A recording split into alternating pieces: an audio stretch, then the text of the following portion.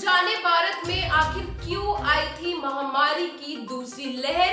Corona के किस नए वेरिएंट पर चल रही है रिसर्च। जी हाँ, सही सुन रहे हैं आप। नमस्कार दर्शकों, मैं हूँ जानवी गुप्ता और आप सब जुड़ चुके हैं सच न्यूज नेटवर्क के साथ।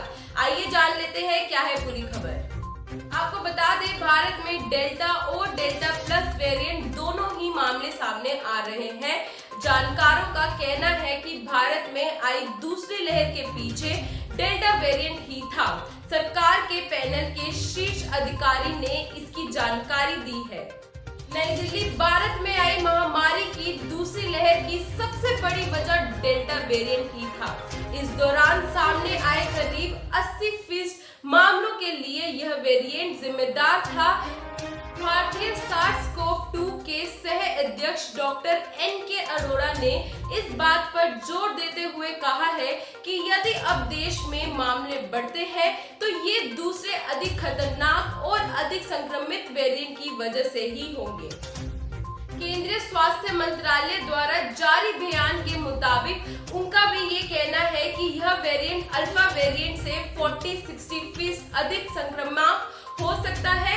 ये अब तक दुनिया के 80 देशों में ये दस्तक दे चुका है। इनमें अमेरिका, ब्रिटेन, सिंगापुर शामिल है। डेल्टा प्लस वेरिएंट अवाई 1 के बाद अवाई 2 भी सामने आ चुका है, जिसको अब तक देश के करीब 11 राज्यों के सामने आए 55 से 60 मामले में पाया गया है।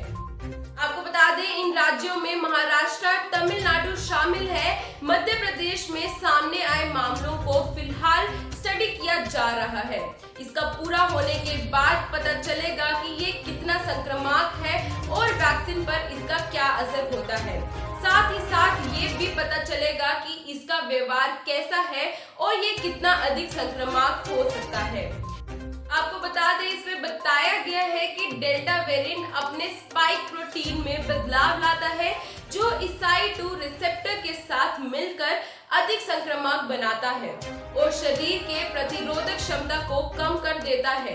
कोरोना के B.1.617.2 वेरिएंट, जिसको हम सभी डेल्टा वेरिएंट के नाम से जानते हैं, भारत में पहली बार अक्टूबर 2020 में सामने आया था। ये भारत में कोरोना की दूसरी लहर के लिए जिम्मेदार था। यह महाराष्ट्र से बड़ा और देश के पूर्व और पश्चिम समेत दक्षिण के कई हिस्सों में फैल गया। बयान में डॉक्टर अरोड़ा के हवाले से बताया गया है कि ये अब पहले मिले सभी वेरिएंट से अधिक घातक, अधिक संक्रामक भी था।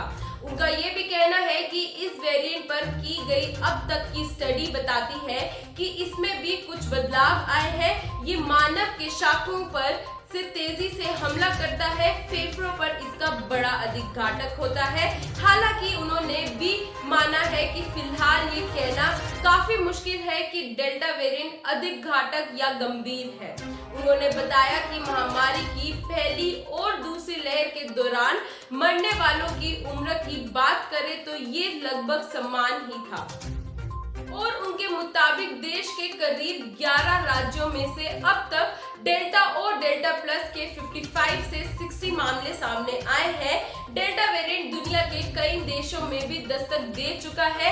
इसमें नेपाल, पुर्तगाल, स्विट्जरलैंड, पोलैंड, जापान का नाम भी शामिल है।